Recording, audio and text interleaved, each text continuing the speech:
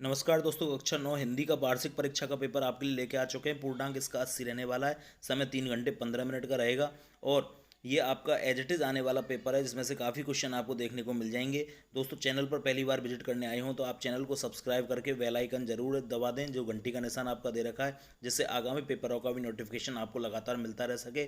हम आपके हर सब्जेक्ट के पेपर आपको पहुँचाएंगे और इनको पढ़ के यदि आप जाओगे तो आपको एज इट इज़ क्वेश्चन इसमें से देखने को मिल जाएंगे। पूरा पेपर हम सॉल्व करके देखने वाले हैं। एक एक क्वेश्चन को विद सॉल्यूशन में आपको बताऊंगा।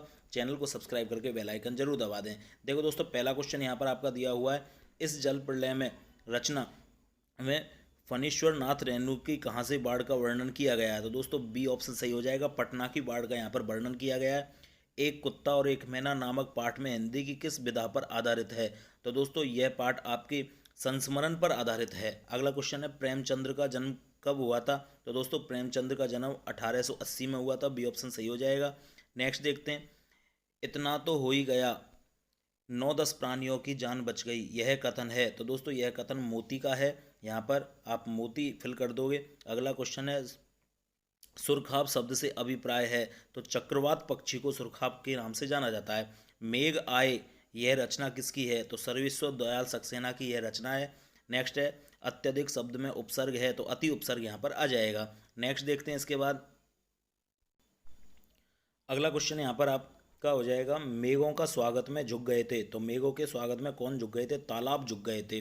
दोस्तों रिक्त स्थानों की पूर्ति वाले क्वेश्चन आ गए हैं। सभी क्वेश्चनों को विद सॉल्यूशन हम आपको बताएंगे। चैनल को सब्सक्राइब करके बेल आइकन आप जरूर दबा दें। पहला क्वेश्चन, 9वां क्वेश्चन यहाँ पर दे रखा है, कबीरदास की रचनाओं का संग्रह बीजक के नाम से जाना जाता है। यहाँ पर आप बीजक फिल कर दोगे। अगला क्वेश्चन है, प्रेमचंद्र के फूटे जूते पाठ में लेखक हरिशंकर परसाई, आप यहाँ पर फिल कर दोगे हरिशंकर परसाई, ये इसका सही आंसर हो जाएगा। नेक्स्ट देखते हैं दोस्तों, अगला क्वेश्चन आपका यहाँ पर दिया हुआ है। अगले क्वेश्चन में आपसे कह रहा है, प्रेम वाटिका रचना के रचनाकार हैं? तो यहाँ पर रसधान आप फिल कर दोगे। रसधान इसका सही आंसर होगा। तो दोस्तों यहाँ पर रसधान आप भर दोगे। अगला क्वेश्चन देखते हैं, कोहरे से ढड़ी सड़क पर बच्चे काम पर जा रहे थे, यहाँ पर आ जाएगा बच्चे। अगला ऑप्शन देखते हैं हम यहाँ पर, जो शब्द संज्ञा को और सर्वनाम की विशेषता बताते हैं उन शब्दों को विशेषण के नाम से जाना जाता है। यहाँ पर आप विशेषण कर दोगे। अगला क्वेश्चन देखते हैं, वह एक लंगड़ी डॉट डॉट डॉट को देखकर गुरुदेव ने कहा था यह यूथ भ्रष्ट है। तो यहाँ पर मैना आ जाएगा, आप यहाँ पर मैना भर दोगे। अगला क्वेश्चन है, या लकुटी अरु डॉट डॉट डॉट पर राज तिहुपुर को तरी डारो, यहाँ पर कमरिया ऑप्शन आप यहाँ पर फिल कर दोगे। अगला क्वेश्चन है, सांवले सपनों की याद पाठ में बचपन की याद को लिखा गया था, यहाँ पर आप बचपन फिल कर दोगे। तो सत्य और असत्य पर आधारित प्रश्न दिए गए हैं। एक एक क्वेश्चन को देखते हैं हम ध्यान से। 17वां क्वेश्चन दे रखा है, हीरा और मोती बहुत अच्छे मित्र थे। तो पहला ऑप्शन दोस्तों यहाँ पर सत्य हो जाएगा।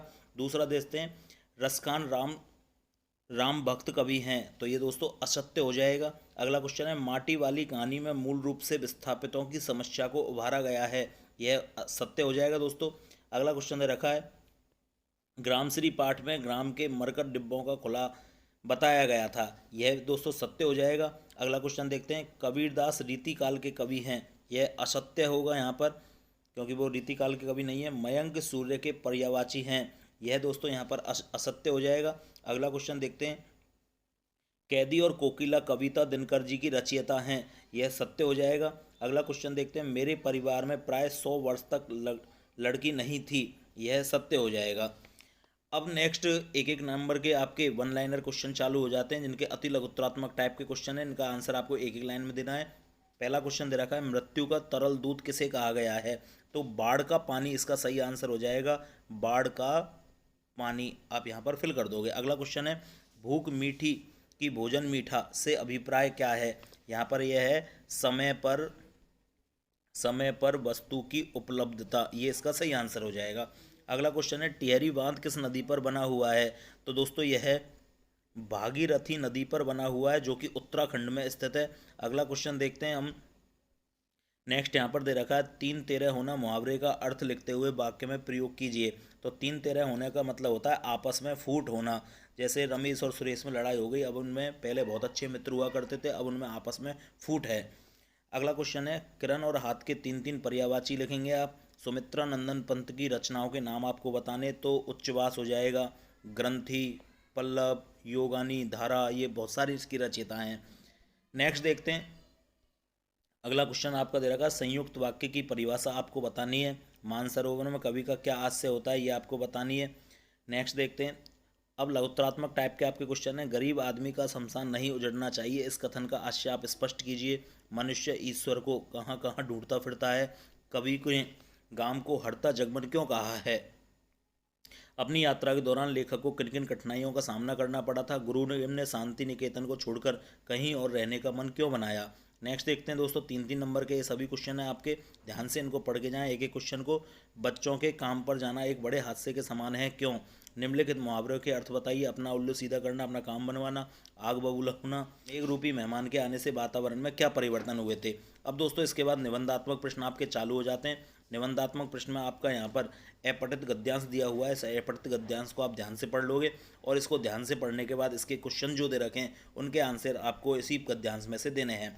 तो यहाँ पर पहला क्वेश्चन आपका दिया हुआ है, उपर्युक्त गद्यांश का शीर्षक क्या है। तो यहाँ पर हो जाएगी भाषा की दरिद्रता।